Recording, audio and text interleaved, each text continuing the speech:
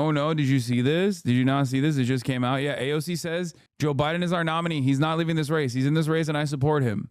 Now, what I think is critically important right now is we focus on what it takes to win in November because he's running against Donald Trump. Trump is a man with 34 felony convictions that have been convicted of 34 felony crimes, and not a single Republican has asked for Donald Trump not to be the nominee. Yeah, I'm telling you right now, it's a very silly thing to say. Like, the Republicans haven't demanded Trump drop out. Why would they? Spoken with him extensively.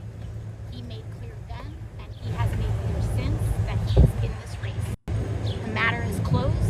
I don't know why she's diving on a sword here, because like you have a very vibrant, young, progressive base of support. I think it's like ridiculous to take it to this length. In a situation like this, you're just supposed to be like, yeah, I think that, Biden is great. Progressives are closing ranks so they don't get blamed when whatever happens. Exactly. Chat, does this not seem as odd to you? Like, I know you're going to say, oh, AOC is like classic Hasan defending AOC or whatever. But does it not strike you as even a little bit odd that all of the top institutionalist Democrats are demanding Biden drop out one by one, and all of the progressive Democrats are not saying he drop out? I personally think that's a little odd. Before you say she's signaling that she's going to be a major centrist Democrat, like this person is. AOC has no future being progressive. Dems warned her years ago. So if that's the case, why are other centrist Democrats actually signaling that Joe Biden needs to drop out? Do you think Nadler and Adam Schiff and even fucking Nancy Pelosi are like radical progressives actually lapping AOC from the left? Is that what we're thinking? Like, why? Why are they the ones saying Joe Biden needs to step aside? You could just say nothing. I agree. I don't think she should have said this. I don't think she should have gone this far. My conspiracy is that old DNC dudes want Biden to step down for someone who's more right than Biden. Who the fuck is more right than Biden? Henry Cuellar? He has a fucking FBI case against him. Like, what? I can't wait for AOC to come back on the broadcast so we can tell her to stop being an electoralist. Yeah, John Fetterman. The Democrats are going for the impossible run. Can we actually put someone who is visibly, cognitively more diminished than Biden at the top of the ticket? His name, John Fetterman. Can we find the one person that is more demonstrably cognitively diminished than Biden, who is also somehow, and they thought it was impossible, more pro-Israel than Biden? They were like, we really want the one guy. Like, there's not even in the Republican Party are they dick riding Israel as hard as Biden has. We need the one fucking guy.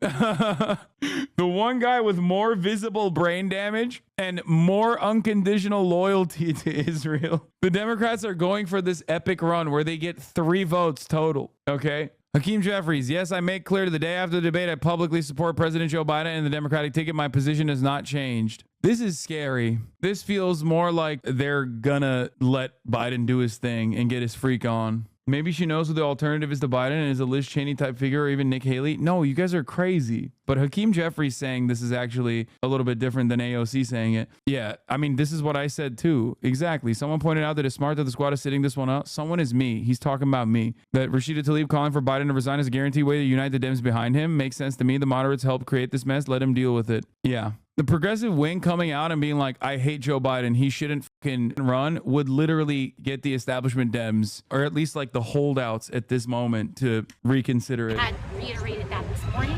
He has reiterated that to the public. Joe Biden is our nominee. He is not leaving this race. He is in this race, and I support him.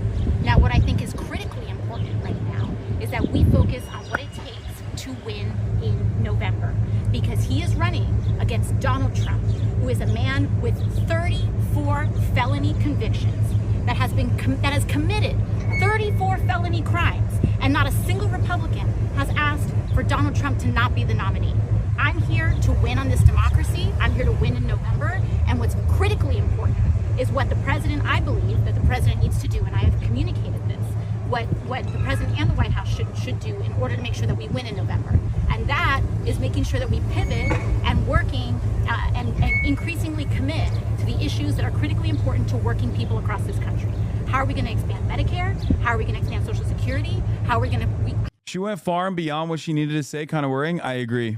I think so too. It's not progressive voters and you convincing it's blue MAGA, and the ones who are most likely to listen to her old ass establishment Dems. Yeah, I think she's like going above and beyond defending Biden here, and she could have had like a middle of the road approach to it. How are we going to provide relief to people's rent and mortgages? And if we can do that and continue our work on student loans, secure a ceasefire, and bring those dollars back into investing in public policy, then that's how we win in November. That's what I'm committed to, and that's what I want to make sure that we do. Do you have done right now? To see more from the president. Well, that is all up to their own individual, determination. I respect everyone's opinion, but I'm here to make sure that we win in November, and that's my focus. And what about young voters? What about young voters? I don't think this is strategic. She's actively defending him. Even DNC leadership isn't saying this. I agree. So you're saying they don't want too much chaos to show and AOC's base be riled up against Joe, or did I misunderstand? No. My suspicion, and again, this is pure speculation. I don't know anything you don't know, but it strikes me as odd that moderate Dems, establishment Dems, Democrats that have been in fucking Congress before AOC was even fucking born, are literally saying Brandon needs to step down because he's going to fucking lose. And AOC is outflanking them in her Biden support. That strikes me as very odd. I think that she has nothing to lose by being a party loyalist in this situation, or not party loyalist, but like a Brandon loyalist in this situation. Okay. Because ultimately, if the progressives start chirping about Biden, it's a very easy way to negatively polarize in support of Biden. I suspect it's so that they don't have like a finger to point to be like, see, the radical leftists are trying to get Biden out. This is why we have to keep him in. Maybe due to her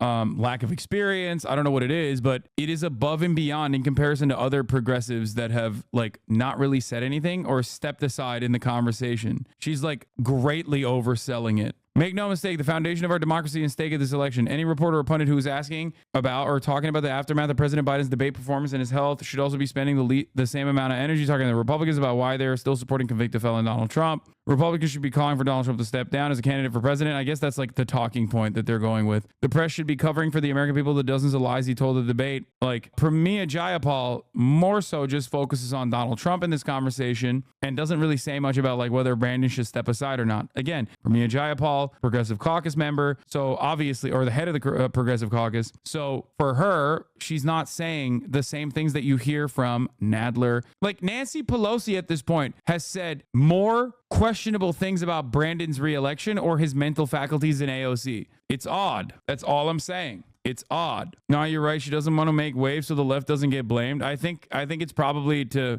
cover her own bases. It's a win-win if she supports Biden and Biden stays in power and doesn't step aside. And if Biden doesn't stay in power and steps aside, nobody's going to be like, oh, I can't believe AOC defended Biden. Like her position across the board as a way more progressive member of the Democratic Party implies she stands to gain if Biden is out regardless. I do think that ultimately she went above and beyond in a way that she shouldn't have. Like she should absolutely not be fucking talking about like how awesome Biden is and how, everyone's ridiculous for saying Biden is like mental faculties are not working. That's why Pramila Jayapal has like less of a consideration about Biden's mental situation or whether he should step aside or not, and more so about like, Trump is bad, because you can copy paste that statement to whoever becomes the candidate. Dean Phillips vindicated? Oh, absolutely. Jank, dude. This is like the clearest vindication for Jank. La la la la, no DMCA, la la la.